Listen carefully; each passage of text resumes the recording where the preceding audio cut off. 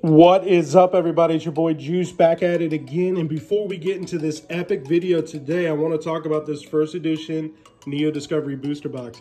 We are selling packs right now for $550 on lootboxtv.com. Now, you get entered into a giveaway with every purchase of a pack. One of the prizes is going to be this Darkness Ablaze booster box, this Burning Shadows booster box, or this lot of PSA 10 Evolution cards from Hidden Fates. Now, ladies and gentlemen, packs are almost gone. We have roughly half the box remaining, so get your packs before they're out. Now, enjoy the video. What is up, everybody? It's your boys Juice and Andrew back at it again, and today... Papa Juice, tell me a story. Today is actually going to be a story day. All right, I'm excited. Let's tell this crazy This is actually an interesting story. Well, it's kind of crazy too. It's crazy. It's interesting. So there's been a lot of talk about Pokemon investments, and there's been a lot of people giving their opinions about Pokemon investments. I mean, we made a video about modern cards. People see us sell packs. People see us collect packs. We post our collections all over the place. And I want to talk about one of the biggest and boldest moves I've ever done. Yeah.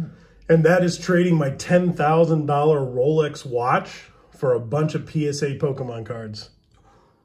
16 to be exact. And this isn't any like ordinary Rolex. No, this is my special edition. Special Roger Federer edition with the green lettering. It was a beautiful watch. It's a collector's piece, and I was able to trade it.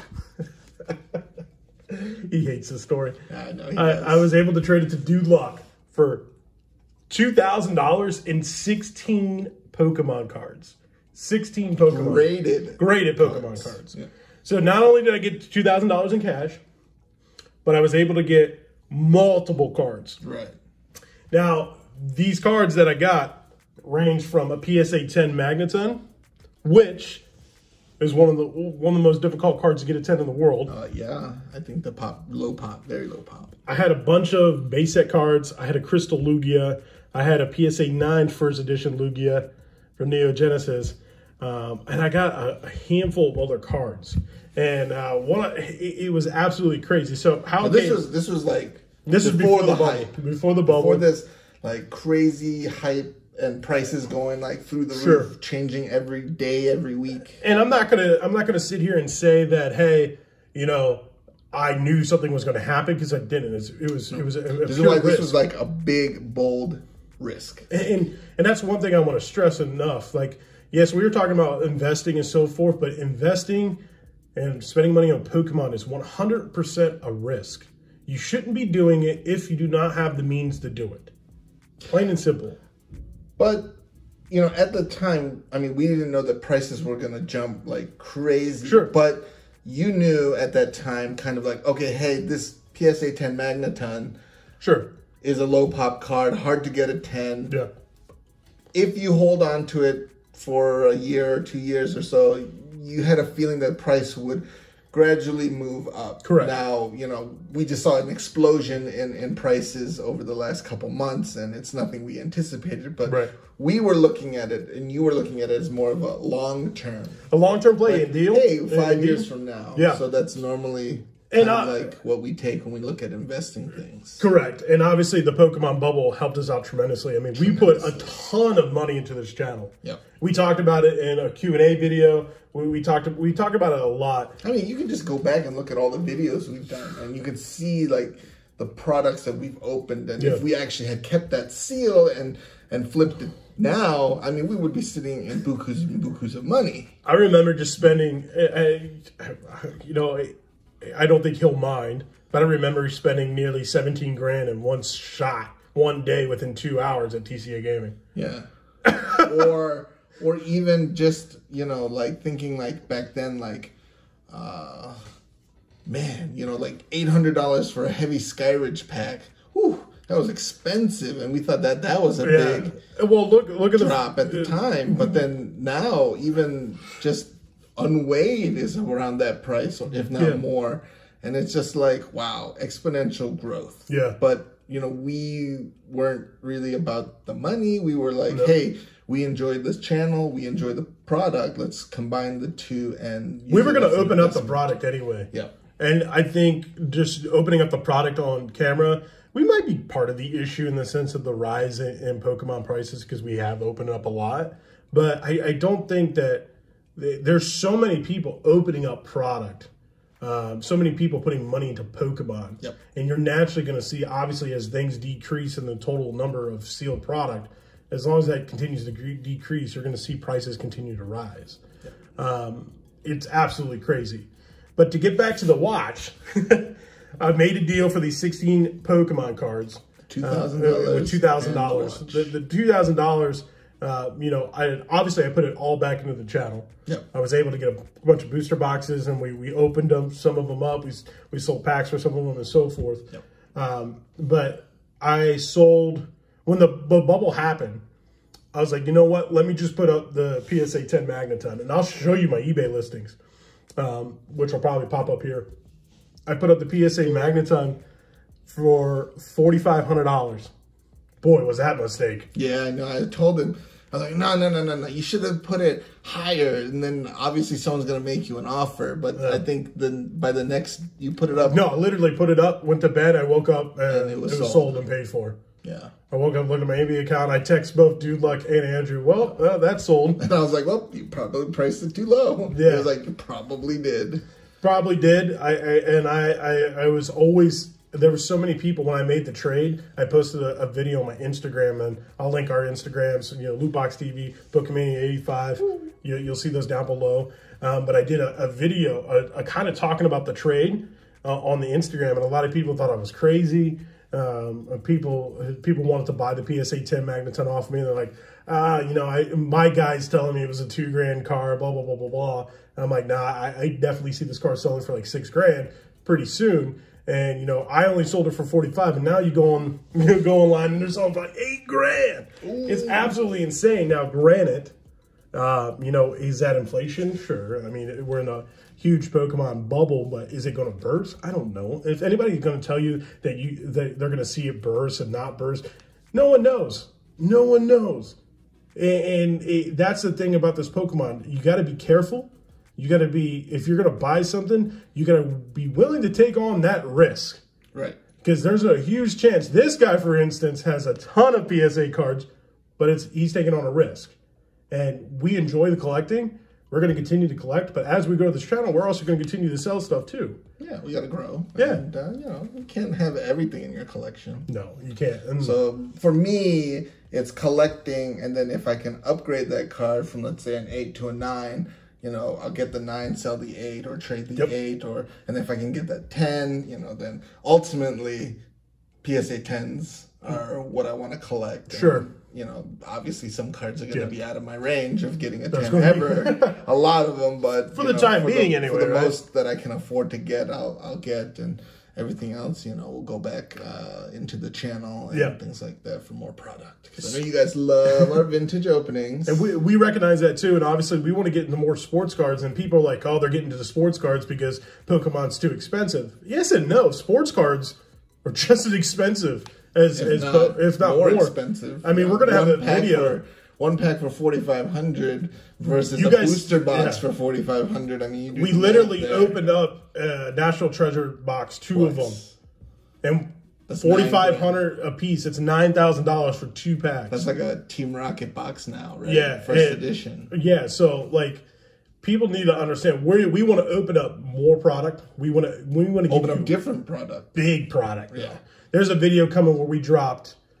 Combined, the 3 of us, almost $10,000 in a video for opening up baseball cards. Yeah, you wanted baseball, and we were like, we'll go big or go home, right? Yeah, and we lost our asses on that. But someone did. I don't want to ruin the pool because it was actually a really good video, really fun stuff.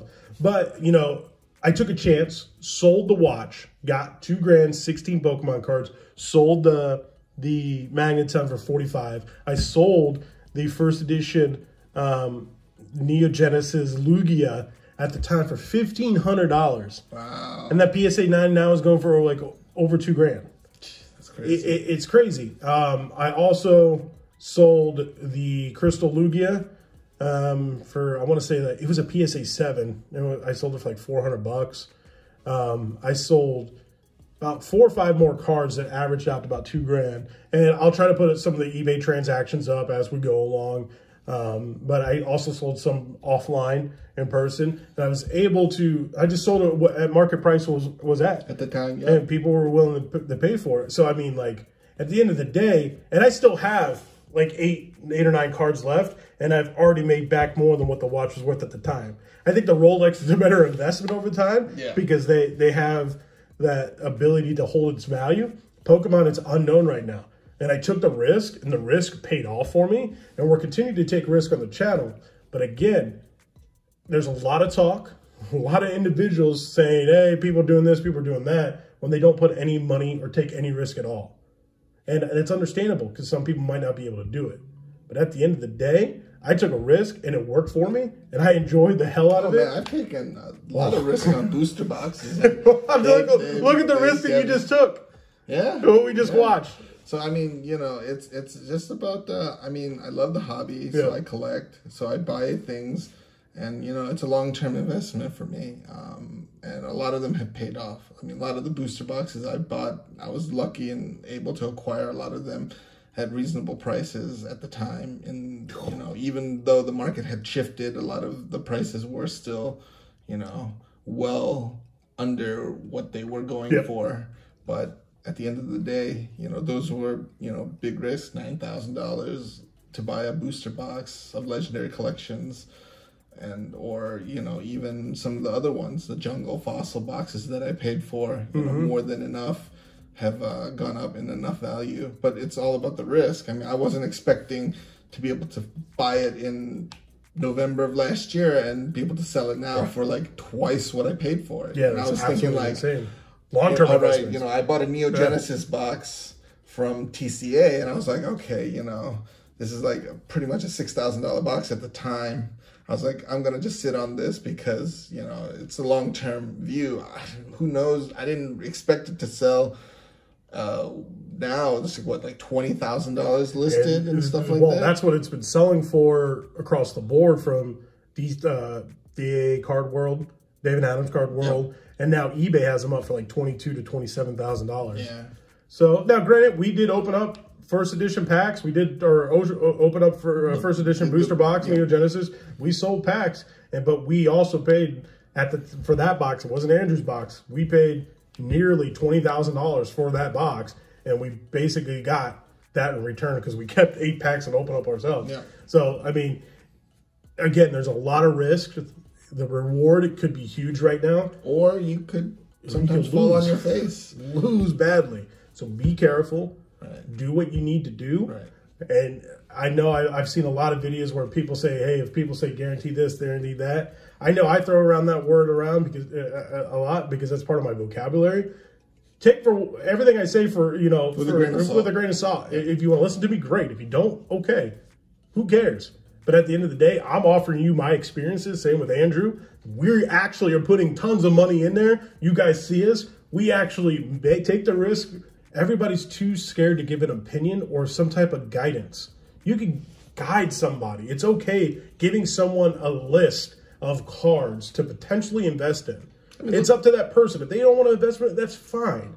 But at least someone's looking for somebody to give them some guidance.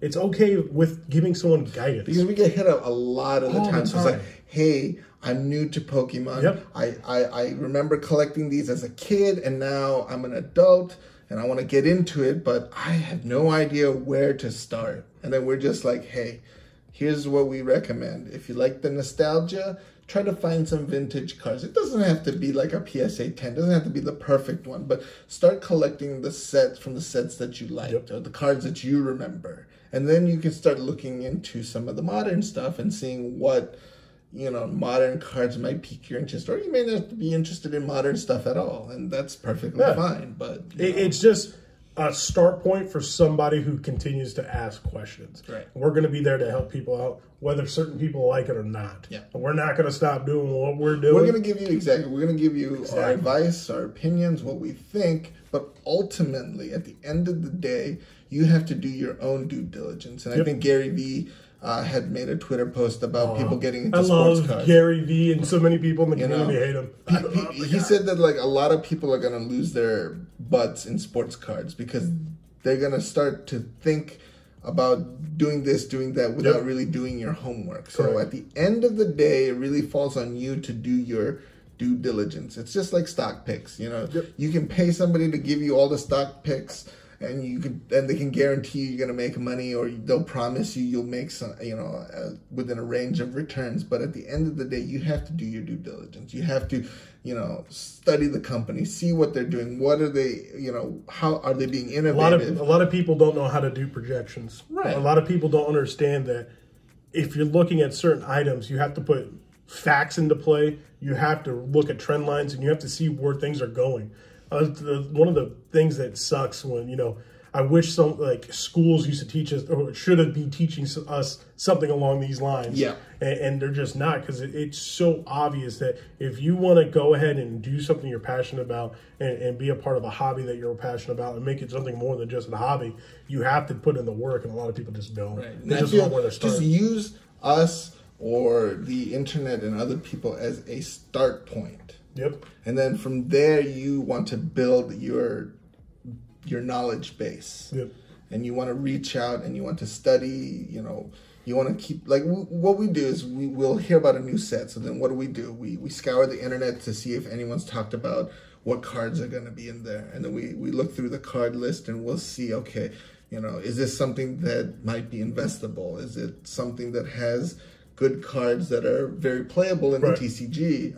What are other people's opinions about it? Or, oh, hey, suddenly there's a rule change, and then how is that going to affect the TCG, and then how is that going to affect card value? And we weigh out all of these different options, and then we start to look at what potential items or cards or sealed product we want to, dabble in and open, or keep in our collection, and hope that there's... I end up opening almost everything that I have, though.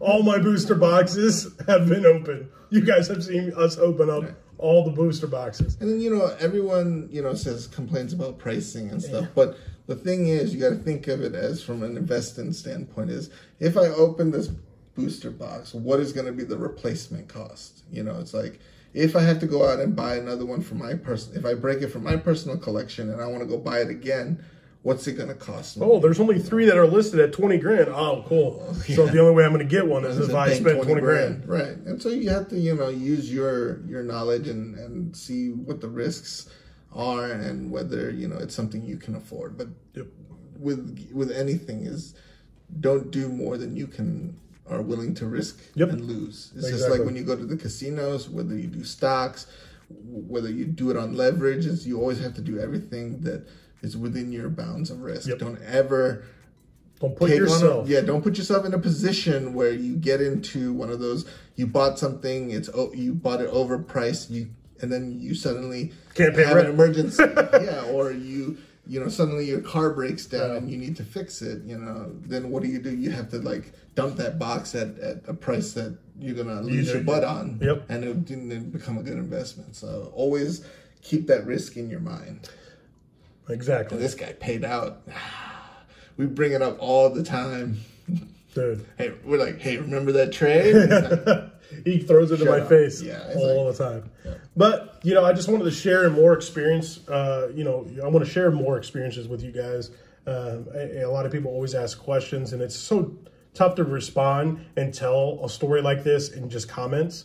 So we figured we might as well make a video, talk a little bit about investing and so forth. We had a fear that it was not going to last 10 minutes, and We're well over 20 minutes still talking. Oh, wow. Jeez. Goodness. So this is going to be a very, informative video. So if you like this kind of stuff, you know, just leave a comment, thumbs up, or if you don't, you just leave a comment, you don't. And, obviously we'll have other videos that you'll enjoy. So many people leave their opinions on our videos, which are fantastic. Great. We're never going to stop someone from leaving their opinion as long as you're respectful. Yeah. You don't have to agree with us, but if you want to have a conversation, leave it below and let's talk. Don't throw out any disrespectful comments, any hate, any derogatory things. If you want to have a civil discussion, that's fine. We'll keep it in the comments and that. But if you're gonna be rude, out the door. See ya. We don't need toxicity in this community. We're trying to build a family-friendly, well, maybe not so much family, but friendly community where you can share your opinions and thoughts. We're definitely more focus on adults for our content. Yeah, no families. I'm just kidding. All right, everybody. We'll talk to you soon. Deuces, dabs.